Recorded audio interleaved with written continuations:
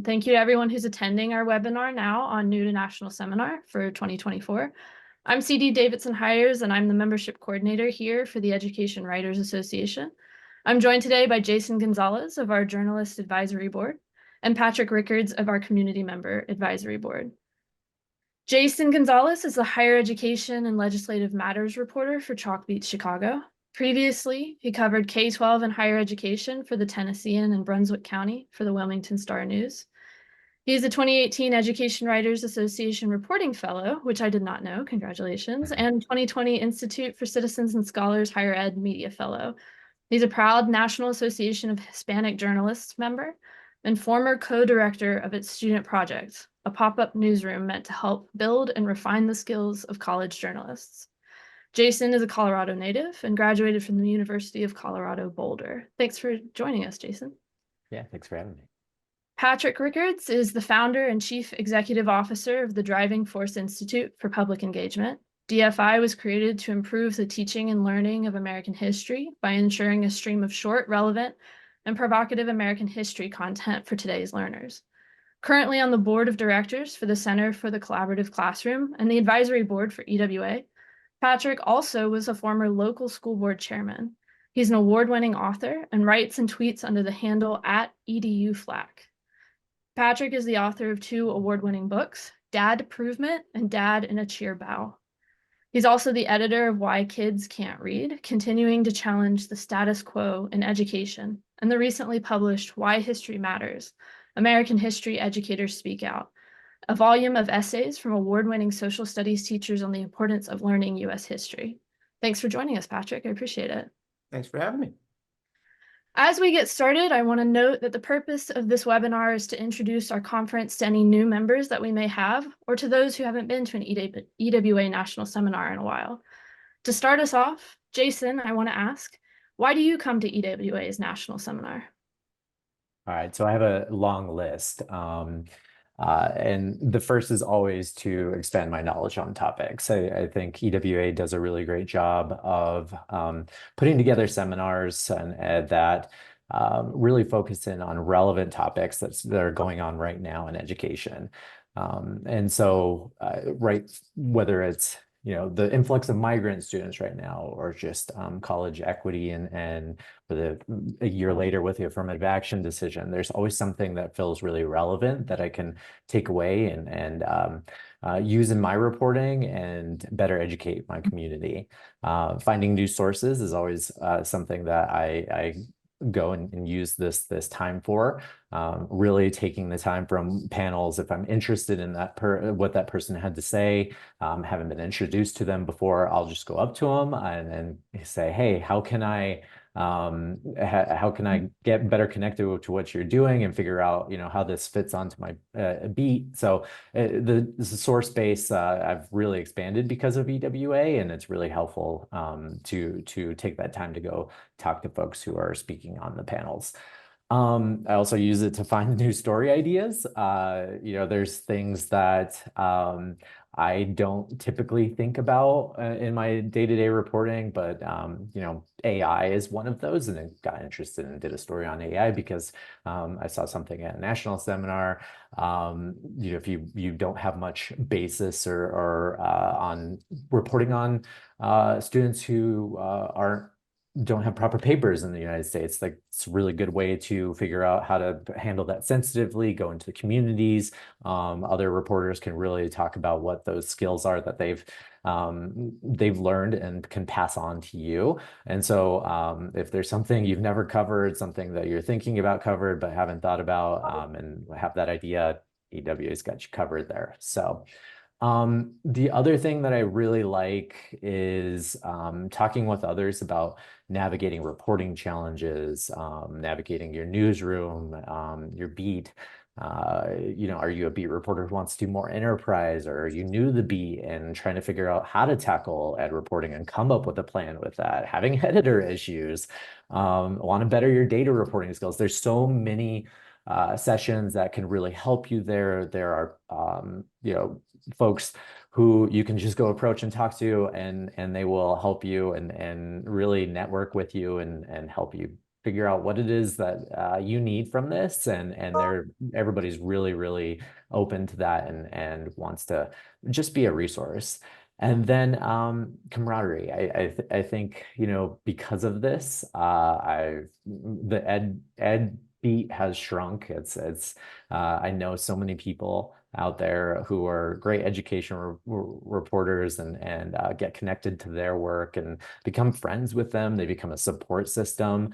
They will connect you with jobs. Obviously, this profession is very relational, so getting to know those people who are really doing good work on this beat or starting out, and it's really nice to just build that and say, hey, this is my system, this is my support, we're all doing the same thing and have the same goal.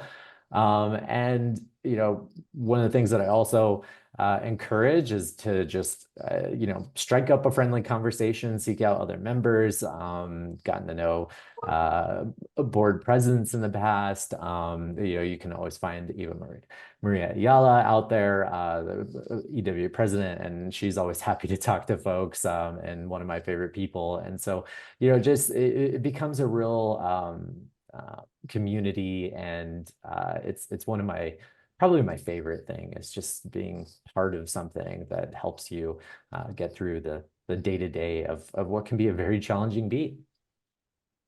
Well, what an answer. And it also took several of my points from later, absolutely, about finding camaraderie on this beat. Often when journalists find themselves as the only reporter in the newsroom covering such a huge beat, and then also with the unfortunate downsizing of our profession, sometimes not having the institutional knowledge to support your efforts on the beat. So this is a great way to start making those connections across the country on what it is you want to cover.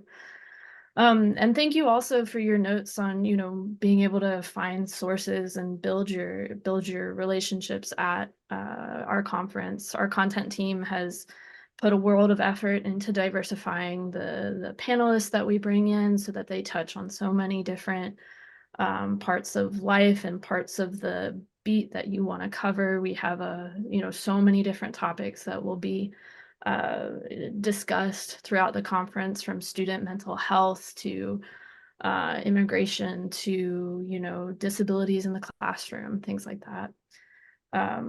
So yeah, Patrick, you're my next one. Why do you come to EWA's national seminar as one of our community members? Sure. I think Jason really nailed it for all of us. I think that it's really no different for community members. And I can tell you, I mean, I've been coming to EWA. I was trying to remember this. I think the first EWA national seminar I went to was Los Angeles in 2007. So it's been, I've been to a couple now. And it really comes down to the information you get and the relationships you build. I think that I have to go to a lot of conferences. EWA is probably the only one I look forward to.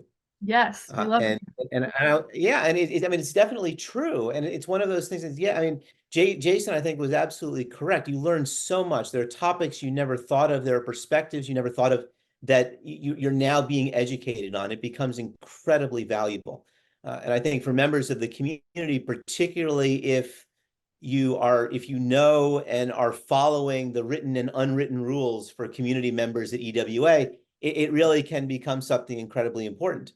And I think the same is true with regard to relationships. I mean, I remember one EWA national seminar in San Francisco where I'm embarrassed to admit this. I don't think in the course of a day and a half, I ever left the hotel lobby, because you kept running into people and you kept having conversations, and one conversation would run into another conversation. And it just becomes so refreshing because you're talking about people who know the same content that you do, who play in the same sandbox as you do. But there's something about being at national seminar where it's no longer competitive. It's no longer competitive community member to community member. It's not like where there are going to be X number of headlines that come out of this. And I think that's one of the things that becomes so important, is you can't come to this thinking that you're pitching. You can't come to this thinking that there's a quid pro quo, and that I'm going to go track down Jason, and then 2 weeks later, I'm going to pitch him. He's going to have to write about me for Chalkbeat. That's not the way it works. It's really building these long-term relationships and showing that you can be a resource, that you do have access to information, And, you know, part of your role in being an EWA member is sharing that information with people who need it. It's not a matter of getting something in return. It's that we are a community. We support each other, and we make sure that we're doing what we can. But, you know, some of the greatest professional relationships I have are with members of EWA, both on the journalism side and on the community side, that I have been working with since even before my first EWA national seminar. And, you know, part of what I love about going every year is seeing those same people, something particularly since COVID and since everything seems to be virtual and we don't like to meet in person anymore. EWA becomes one of the few opportunities where I get to see people that are important to me, but might not live in the same city anymore. That's a good answer too. I'm gonna have nothing to contribute by the end of this. Absolutely. Thank you both. So a little bit of a conceptual answer, or it can be, you know, tangible as well, depending on how you want to answer it. But for Jason, starting with you, what do you take with you to National Seminar? And then afterward, what do you bring home? Yeah, so for journalists, bring your notepad, bring your pen, bring your laptop, bring your business cards. Those will all be handy. I say bring your business cards, and I always forget my business cards. And you guys actually again, like, where's your business card? So you can also use a digital business card like Blink. Is really helpful, and just do the NFC tap with your phone. And so you're gonna want to get numbers of folks. You know, like Patrick said, the community members are super helpful and really want to connect, want to be sources, whether it's on background or on the record, whatever it might be. They're, you know, just be ready for that.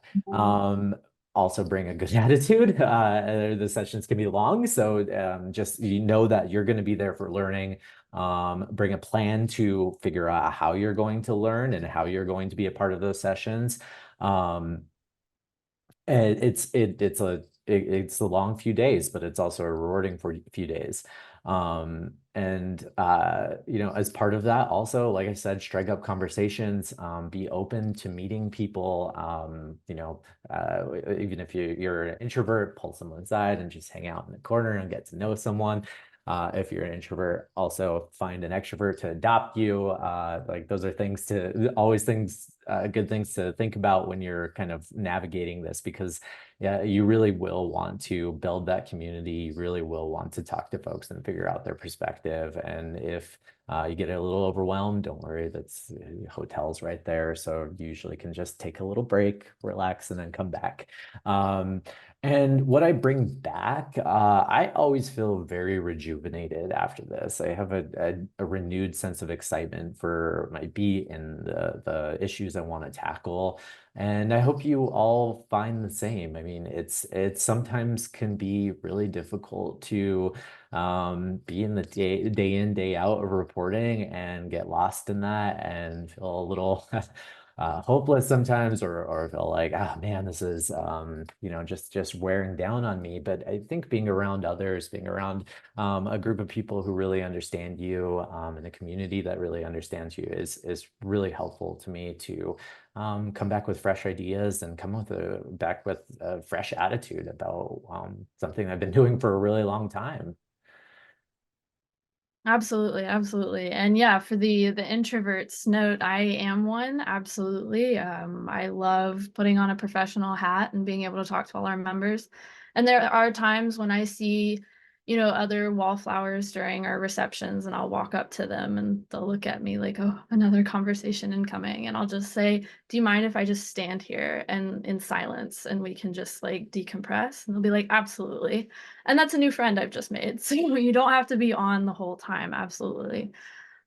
Patrick, same question to you if you have an answer for us. I think coming in, the app is going to be your best friend. I think everybody should have gotten the emails this morning that the app is now available.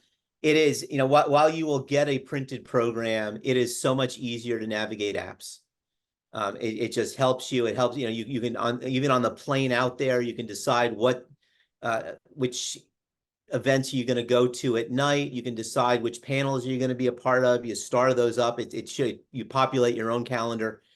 It becomes great just to remind you of what it is you're planning on doing.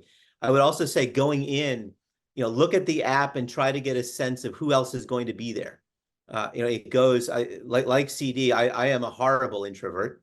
I always will look and see who is there that I haven't seen in a while that I need to find. If I'm going to go, who am I going to be looking for? So that I find that lifeline. I mean, that just becomes so important. Just knowing who else is there and who else are you going to run into just becomes so much fun. I think going in and realizing that, yes, you can attach yourselves to things. I mean, I remember the last time we did EWA in Orlando, and that was what, CD, 2 years ago, I think. Yep. Yeah, 2 Yep. years ago. And there was a group of us that you can tell we're not technologically advanced because we ended up contacting each other through a chain we created on Twitter. We weren't even on a text chain yet.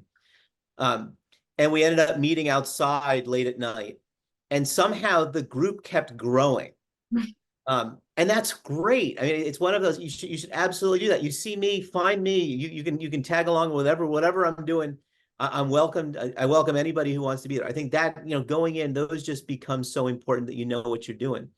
And then I think that as you're leaving, it really becomes your takeaways is, give yourself some time to try to reflect on what it is you actually did take away from it. Who are the reporters you didn't realize were covering issues? What are some of the topics you didn't realize were going to be big, even if they're not front of mind for your organization? What's something that we should be doing? What's something we should be thinking about? Who are some really smart thinkers that I want to make sure I'm following them on social media or I'm paying attention to them that are going to help me in the future? All of that just, I think, becomes so enormously important to understand. And then, I don't know what's in the swag bag yet, but one of my favorite things from whenever I leave is, I go back to the start of my career, and EWA now is the only place where I'm able to get reporters' notebooks anymore. And love coming. I got that one reporter's notebook, which usually lasts me about 3 weeks, and then I have to wait till the next national seminar. But that is, you will be amazed at some of the interesting things you will get in that swag bag as well. It's all worth it. This is not a swag bag that you just leave in the hotel because it's not worth bringing home. Absolutely, absolutely. Yeah, and it is wonderful to see how relationships and the groups develop. I frequently will meet a few people, my friends included, at the very beginning of national seminar, and with everyone's permission, dump about 5 people into a text thread, and that becomes the national seminar survival group. So we'll all text each other, like, where are you? Have you had water? Not just coffee. Things like that, making sure we're all doing well, or if we want to chat about a panel or meet up for a panel, that in particular. Jason, what are some great story ideas to be on the lookout? This is like types of stories, or how do you choose what you want to attend based on the stories you might be interested in telling? Yeah. So I will say, Patrick, I do like the app. I really, really like the printed version, and I don't know why I'm a printed version person, but I say this because that piece about having a plan. If you are so I am a higher education reporter. Obviously, most of my sessions are going to be geared toward higher education. Always look through the brochure, just figure out which ones I want to go to and kind of make the plan from there.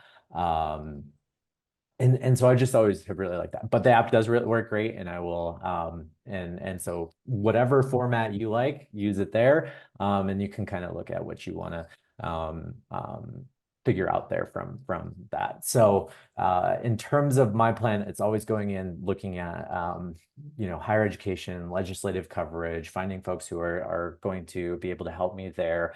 I'd look through, what's going to be there. The few that I'd be interested in include undocumented students, the challenges of getting to and through college, covering campus protests, obviously very relevant right now. How can schools support new migrants? That's somewhere on the K-12 side, but those are things that, are really relevant to some of the legislative beat and equity work after race-based admissions. So those are all, I went through and just looked at things that are really relevant to me, that really make sense to me.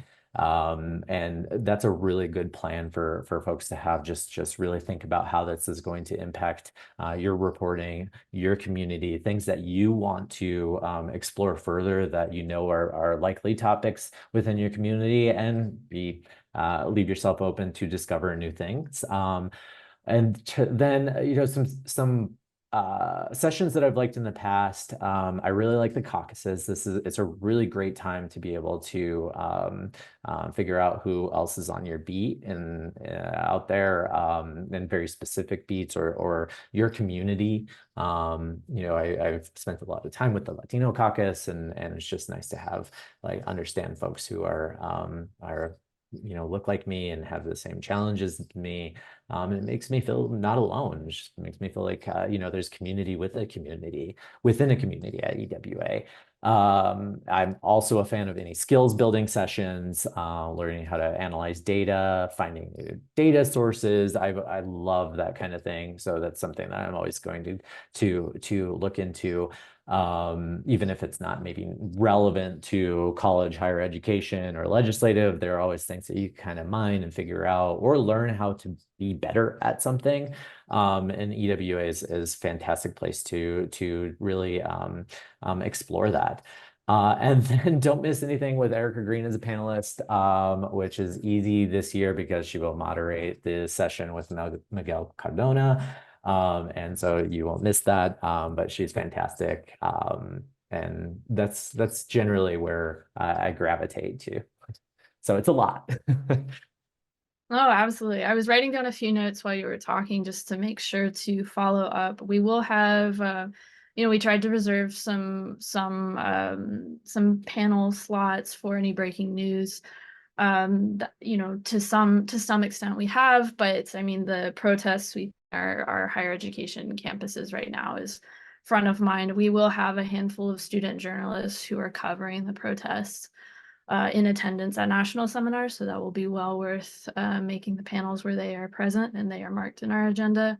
And then Naomi Harris, who is one of my colleagues, came to us from Open Campus. She's put a lot of work into higher education programming at National Seminar, and we will have another conference after this on higher education in particular. So that'll be well worth keeping an eye out if you cover higher education or you cover higher ed and K-12. And then lastly, I just wanted to say that my colleague Judy Obabatunde has put a lot of effort into our print agenda, so I love hearing that you like it the best. Jason, I will let her know. I just like the having it in my hands. I don't know what it is. It does give you something good to do with your hands while you're walking around. So if you need that, you can carry it. Patrick, I wanted to ask you, what are some of the great types of connections or community members can make? And I think this goes back a little bit to what you were talking about, the written and unwritten rules of EWA's conference. Can you elaborate? Sure. So I think this is always one of those interesting things, and you will see it. You'll see it sometimes in the reaction that you get from those who have been part of EWA for a long time, and that is, recognizing Education Writers Association is first and foremost focused on the needs of education writers. It's focused on professional journalists. It is wonderful that the community gets to come. We get to participate. We get to be involved. We get to build the same relationships. But what that also means is when when Secretary Cardona, by the way, is going to be interviewed, and there is the opportunity at the end to ask questions. It is an unwritten rule that members of the community don't ask questions in those full EWA convening sessions. That question time is meant for working journalists. And that if it reaches the point where all of the journalists have exhausted all of their questions and there is still time, then it's fine. But it's always being mindful of that. If you're in a session that's meant for community members, ask away. That's what it's there for. But if you're in a journalism session or you're in a general session, recognize that the working journalists are the ones that need to be prioritized when it comes to asking questions. In that same regard, when you do decide to ask a question, this is not the time for you to offer your resume or to pitch your organization. You see members of the community do it far too often. I have a question, and then they'll spend 5 minutes describing what they believe is the most important work their organization ever does, and why aren't more people talking to them about it? It's not the time, it's not the place. It's valuable for us to know your name and what organization you represent. I don't need you to make a sales pitch when you're getting up and making those comments. That, I think, becomes important. I think recognizing, there's a lot of time and effort that goes into these sessions, the individual sessions. It's time and effort that is put in largely by volunteers on both the journalism board and the community board. They don't get paid for this. They volunteer their time to help build a great national seminar because it is important to them, because others did it for them when they got started in EWA, and we feel an obligation to continue that tradition. So in that regard, be mindful of that. I get that you're going to look at the program and you're going to say, oh, there are 3 sessions I really want to go in this breakout time. Try to pick the one that you really want to do, because leaving sessions in the middle gets distracting. Pure and simple, gets distracting from folks. Coming in at the last minute and having a question because you want to sort of peacock for a journalist who happens to be on the panel, not very cool. So it's really recognizing just how do we do this? This is still a professional environment, and I think we have to be respectful of that. We have to realize sort of what the intention and the learning process is. This is a learning community. That's what we're there for the most part. And so how do we respect that, and how do we make sure that we are learning, but we're also allowing others to learn? And so I think, those are really the big ones. I think, the speaking and how one engages. The other thing is, I think every year there are always members of the community, whether they be new members of the community or veteran members of the community, who see this as an opportunity to pitch whatever research story, whatever new product they have, those sorts of things. It's really not. I remember journalists telling me of one EWA event where this new ed tech company had the audacity to not only book a suite in the hotel, but to inform national reporters of what time they have been booked to meet with the CEO. Don't be that presumptuous. Journalists are not coming because they want to hear your pitch. It's great to build a relationship. It's great so that you can better understand what is of interest to the journalists that you do read, or that you do watch, or that you do listen to. But you're going to be remembered for making this a transactional event rather than making this the learning event that it's intended for. And I think, on top of that, like, these journalists, introverted, extroverted, doesn't matter. We are all nerds about the topic that it is that we cover. The best way to reel us in, is to start talking about what you're interested in, what your organization is doing, that interests you, and people will gravitate to you because we want to know facts. We want to know things. And then just, go from there.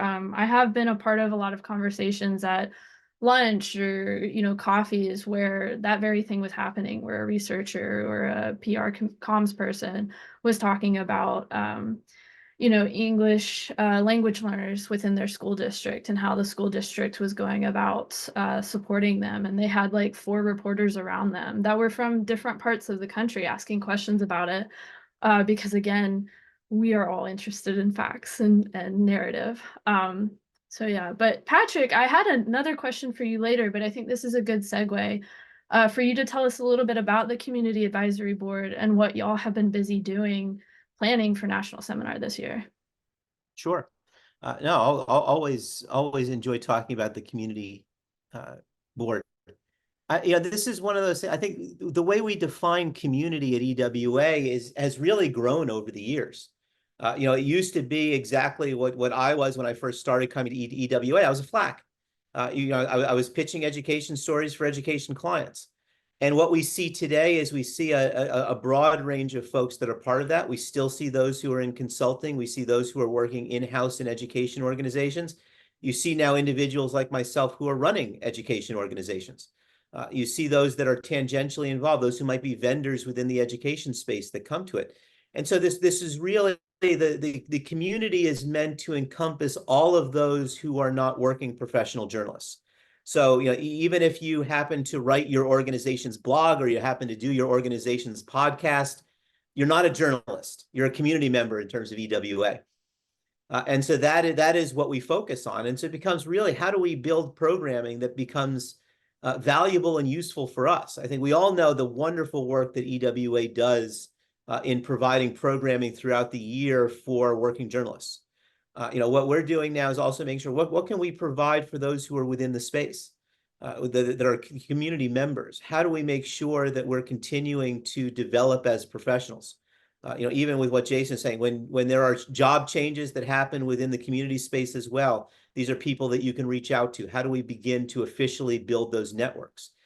And so, what we see, I think, the two big panels that we tend to have at EWA, I would encourage you to attend both of them if you can.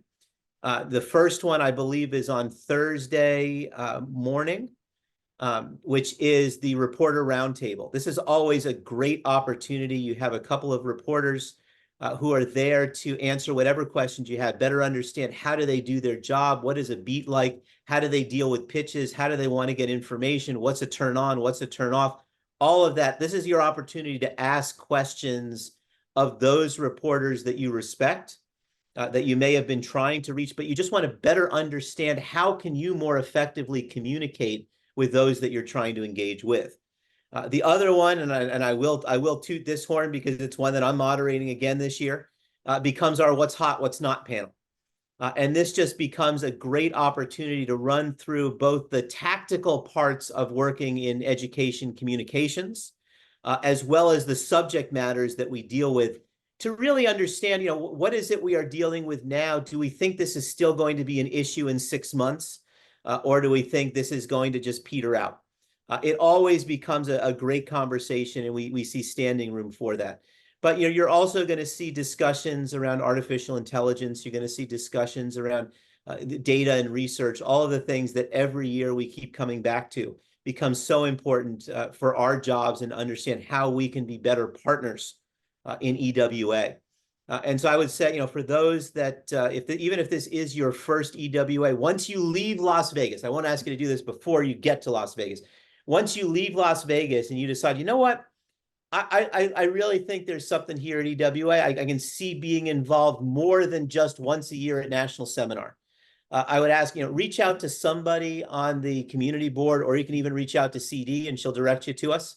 And we can talk through what other opportunities there may be. You don't have to serve on the board per se, but we're looking to put together programming for the coming year, where there will be additional things like we see for journalists. There will be webinars and there will be other activities. Always looking for ideas, even if you're not willing to do it. You just start to think it would be really, really great if we could do something on X, not the platform formerly known as Twitter, but the letter X. That it would be great, and there are people that will run with it. It is incredible when you see the enthusiasm within the community.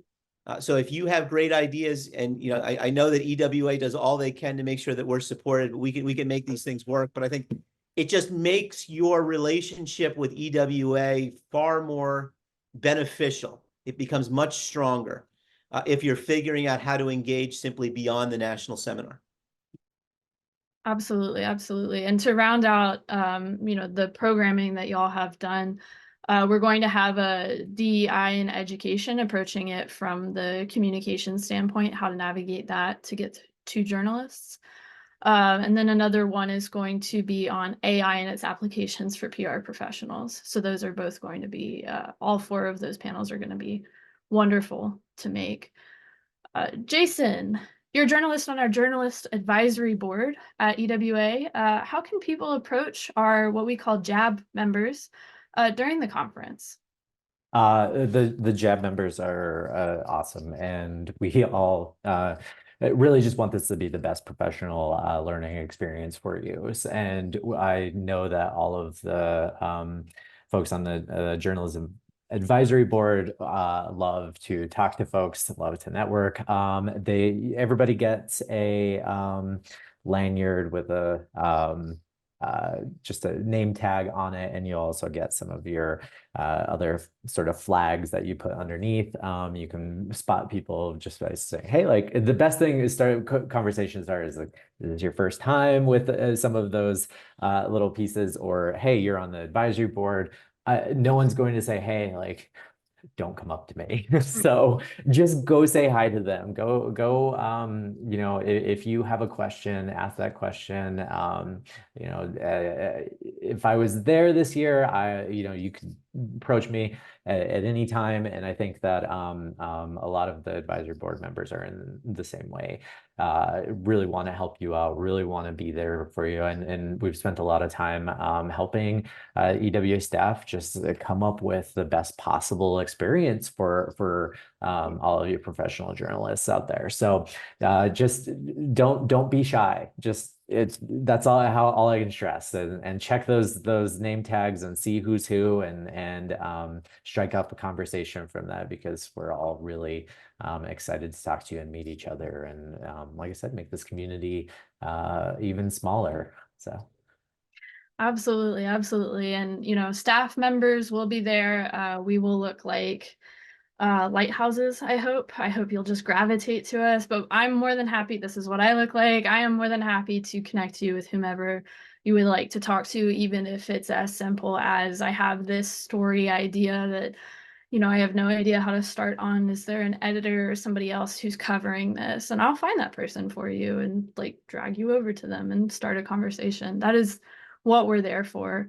And then we were talking about Eva Marie earlier. She's our board president, really easy to spot, usually covered in rainbows, big smile, you know, colorful glasses. Definitely a presence that you can find for sure. Erica Green will be on our panels. She is our vice president of journalists, I believe, on our board. There's just so many great people that you'll meet, as well as other local reporters if you are a local reporter. I have a local education reporting background, and EWA's conference made a world of difference to me, being able to meet other local reporters who had, as you know, limited resources that I had to tell big stories that mattered.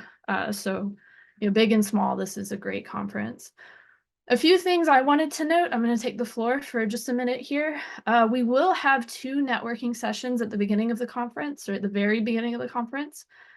One is for our members who are people of color. The other is for our members who are part of the LGBTQ plus community.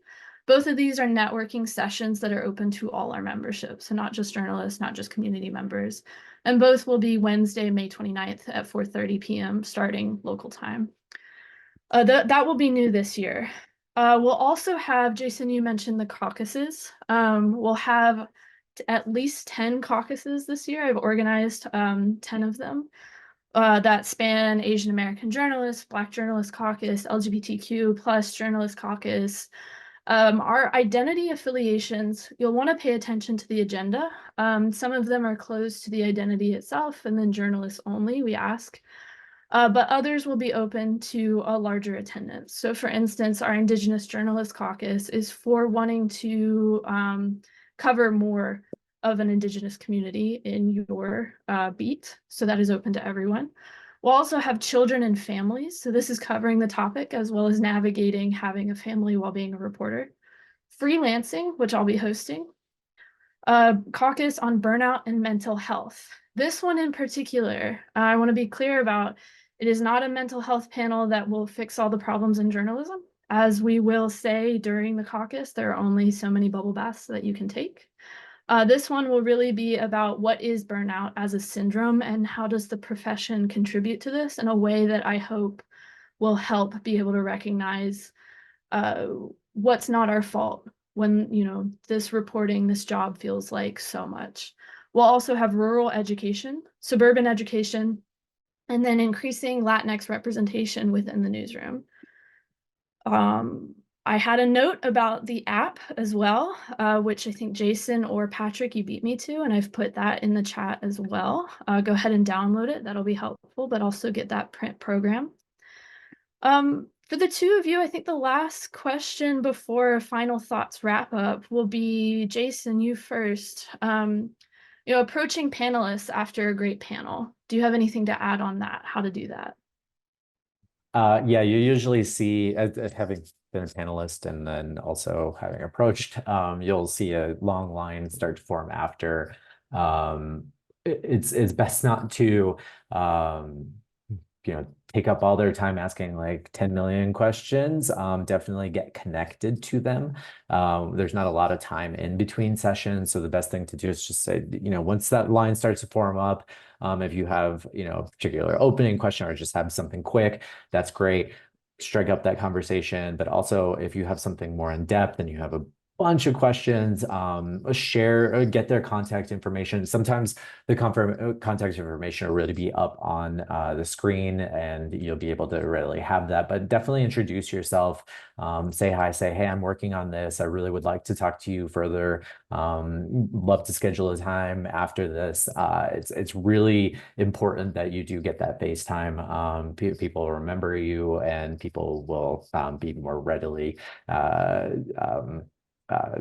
willing to talk with you on the record later. So just use that time, know that there are a lot of people that want to talk to that panelist as well, that really want to get their questions answered. So you only have limited time, but it is best to just get those numbers, make those introductions, and go from there. And I put this in the Q&A answered section, but also for journalist members, do not shy away from asking a question during Q&A time at the end of the panel.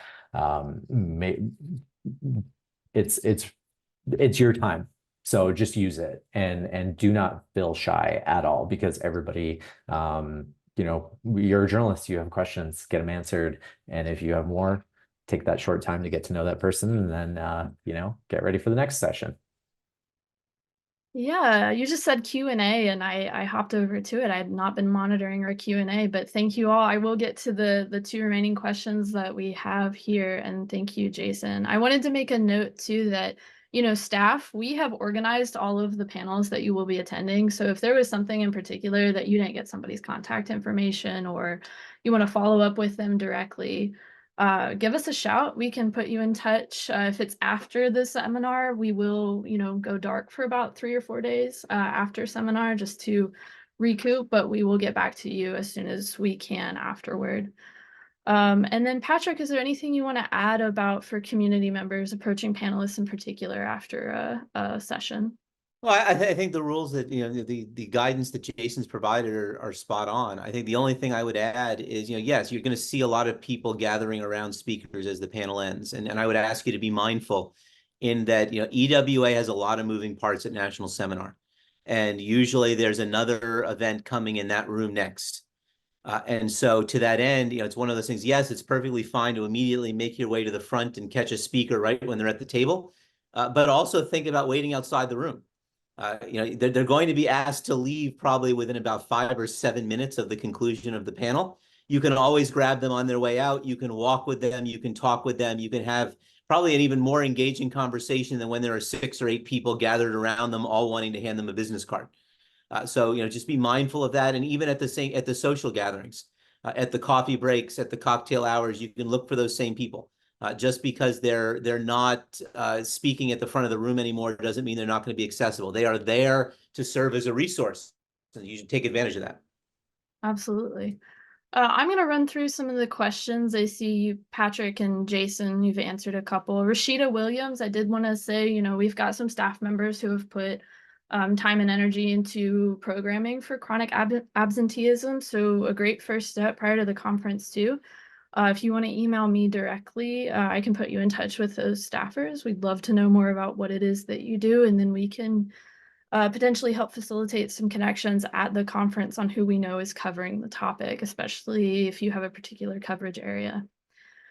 We do have one more question. Any tips for, this was on my notes, yes. Any tips for freelance journalists looking to make connections with editors and following up after the conference? Are there any best practices to be aware of? First of all, if you're a freelancer, I salute you. This is a hard industry to freelance in, so you are doing great. I will be moderating, or I will be facilitating a caucus on freelancing, which you're more than welcome to come to. I'd love to have you. But during the conference itself, asking editors directly, does your organization have a freelance budget? Do you work with freelancers? How can I go about getting in touch with you? What kinds of things, are you covering? What kinds of things do you want to be covering? Looking for that entry point for them to work with freelancers. A lot of local newsrooms are starting to, and this is a general statement, but are starting to work with freelancers to cover like routine school board meetings that they might not have the bandwidth or staff to cover every single 2 weeks. So that's a good entry point too. But Jason, do you have anything to add on the freelancing front in particular?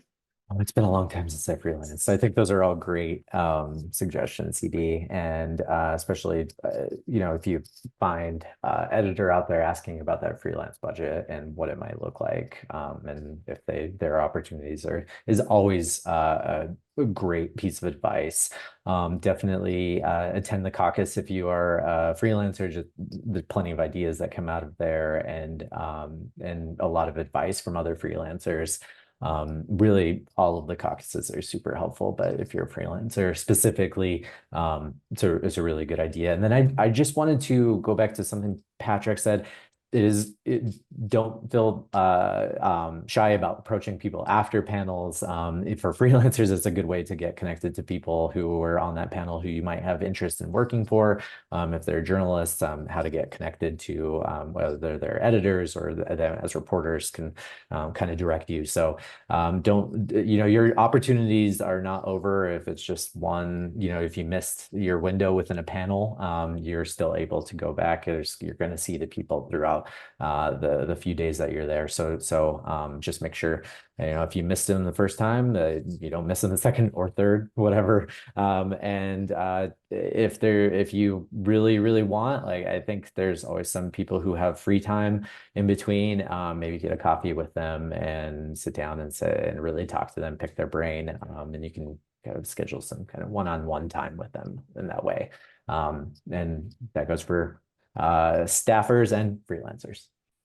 Absolutely. And it also, this will be more in the freelancing caucus as well. So I'm kind of scooping myself, but it also depends on the kind of work that you're looking for, because sometimes you might have that anchor gig that you might need, or you're willing to provide copy editing services or ghostwriting blog content for organizations that you're okay with working with. This is also a great time to start asking our community members, do you have any freelancing assignments that you're looking for, and start navigating that as well. My last question for both of you, we have covered so much. I really appreciate both of your time, but it's just about, do you have any final thoughts to give to our attendees here about our national seminar? The floor is yours. I would just say enjoy yourself. As I said, this EWA National Seminar is always my favorite education conference of the year. Go out there, have fun. Not too much fun because we are in Vegas, although I guess we're in a hotel that's about to be knocked down in a couple weeks. So that's always fun. It'll be interesting to see. But I think this is an opportunity, as I said, to meet people you don't otherwise know. Even if you think you know them because you follow them on Twitter all the time, or you read their bylines, or you listen to them in the car when you're driving, this is the opportunity to actually get to meet those folks. And I would say, particularly for members of the community, we already know this when it comes to pitching members of the media. It's so important that we actually understand who they are and what it is they cover, and why they cover it. And so use this as an opportunity to really learn. And to get to better understand, even if it's understanding the process of realizing how many layers of approvals have to happen before the story you're pitching can ever get green lighted to actually be produced. That becomes enormously helpful. But I think this is a great time just to meet with people, to enjoy yourself in a professional way, and realize that we're fortunate to be working in this space. Thank you, Patrick. Jason? Yeah, I would say the same thing. Have fun. This is a great experience, and you're going to learn so much.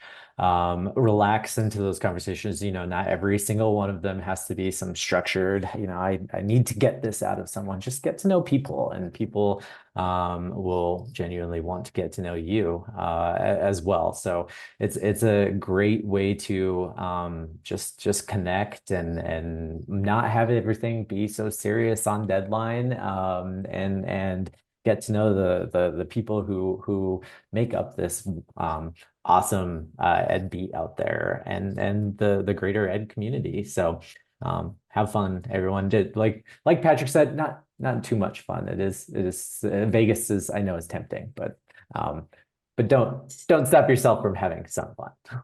Well, what happens in Vegas, as long as it doesn't make it to social media, stays in Vegas. But no, thank you both for attending. Thank you to everyone who came to this webinar. I really look forward to meeting you all in person. Like I said, this is what I look like. This is what I'll look like during the conference. I'm more than happy to have a conversation with you, introduce you to anyone that you would like to meet.